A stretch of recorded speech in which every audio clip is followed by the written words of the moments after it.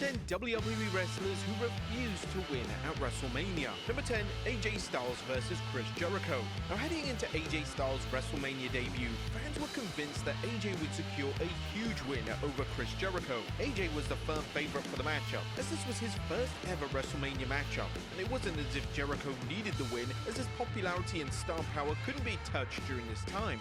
Shockingly, WWE decided to have Jericho win the match, and it was later reported that AJ wanted to lose the match.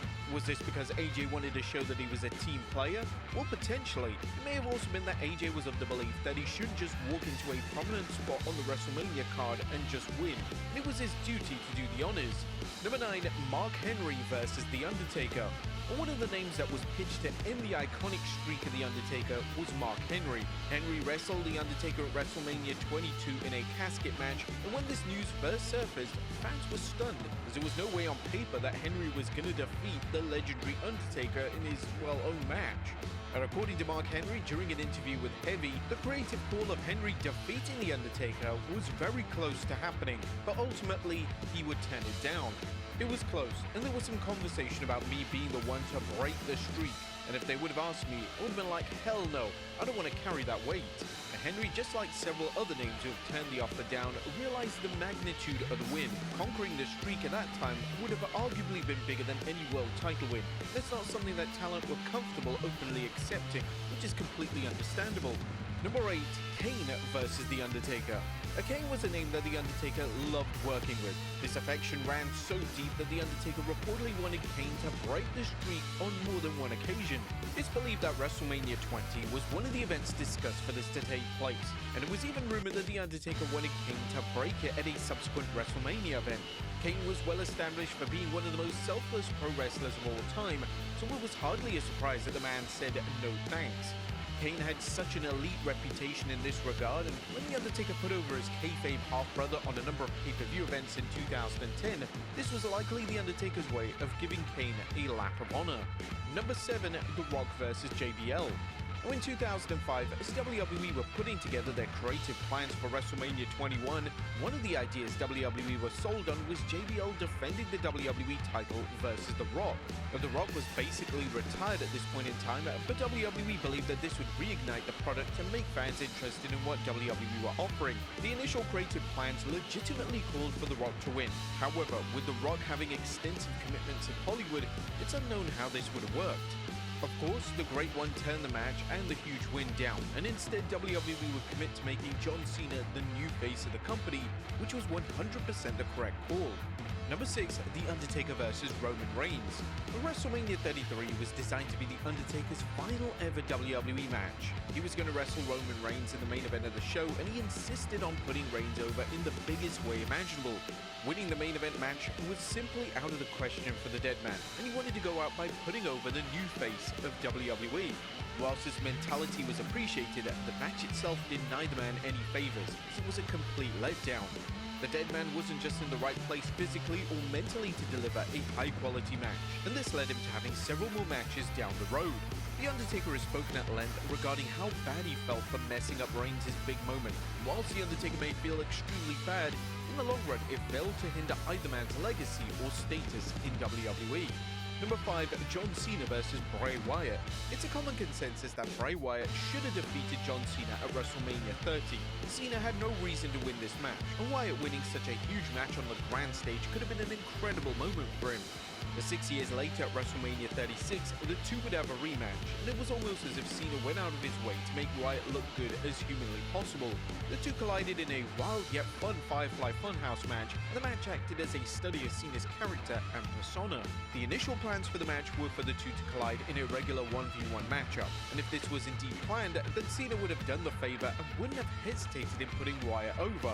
It was reported 3 years prior that Cena insisted on putting Wyatt over on SmackDown during Wyatt's reign as WWE Champion, and Cena evidently wanted to right the wrongs of WrestleMania 30. Number 4, Edge vs The Undertaker. Now, the main event of WrestleMania 24 was set to be Edge defending the world title against The Undertaker, and internal conversations within the company were was stating that Edge was going to win the match. It's unknown why exactly WWE believed it was a time to end the streak, but it was possible that they may have been under the impression that the streak had just run its course. But Edge would ultimately turn down the offer, and Edge reflected on his executive call during an appearance on the Impulsive podcast. Yeah, so we were going to meet in the main event of Wrestlemania 24, and I think the streak at that point was 15-0. It was kind of thrown by me like, what do you think? I was like, absolutely not. Why would we do that? That makes zero sense to me. I'm already a made man. I'm in the main event of Wrestlemania. What's it going to do for me? Sure, it would do something, I guess, but let's save that. Let's save that for somebody who could really use that boost. The WWE Hall of Famer had a great point. What benefit would it have had to his standing in the company? Edge was already a top guy, and there was no need for him to receive such a monumental win. Number 3, Batista versus Daniel Bryan. Upon returning to WWE in 2014, Batista was promised the world.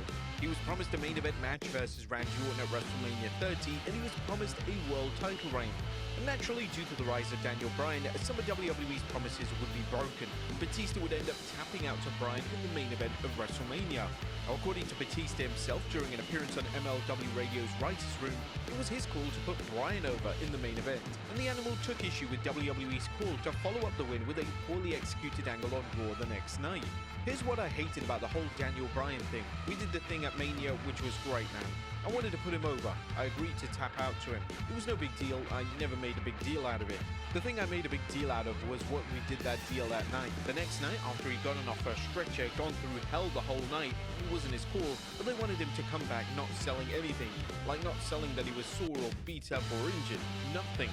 Batista was rumored to face Bryan in the main event of the 2014 Payback pay-per-view, but it's believed that Batista was on board with continuing the rivalry between his Evolution stable and the Shield. Knowing how well received this angle was, this was definitely the right call.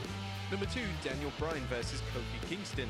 The Kofi Mania storyline in 2019 gripped the wrestling world, and one of the names responsible for the storyline being such an overwhelming success was Daniel Bryan. Bryan used his political power within the company to push for Kingston to get the spot at WrestleMania 35. Bryan would insist on putting over Kingston. Kingston would reveal this during an appearance on the After the Bell podcast, and Kingston gave Bryan credit for understanding with what the fans wanted. He pushed for that to happen because the plans weren't for me to be at WrestleMania. I'm not sure who it was for Daniel to face, but it wasn't me. And Daniel went in and went to bat for me and the situation for the title match between us to happen. So we had a big part in it too. He was saying a testament to his state of mind as far as advancing the business and doing the right thing for the people and for the best match and product for the people to take in. So kudos to Daniel Bryan. Now this was a trend that ran through Bryan's entire WWE run. He always seemed to know what the audience wanted, and he always knew when it was time to put someone over. And number 1, Randy Orton versus The Undertaker. One of the names that fans would have likely accepted to end the streak was the legend killer Randy Orton. In 2005, Orton was slowly emerging as a major player for WWE, and he needed a big win to solidify himself as a future legend for the company. As WWE rolled into Orton versus The Undertaker at WrestleMania 21, there were endless rumors that they were going to have Orton win. He ultimately had the dead man extend his win streak. It was later reported that Orton turned down the idea of winning that match, which highlighted the respect he had for the dead man. Even though WWE's resident Piper would turn this offer down, The Undertaker would put over Orton at subsequent pay-per-view events, including the 2005 SummerSlam.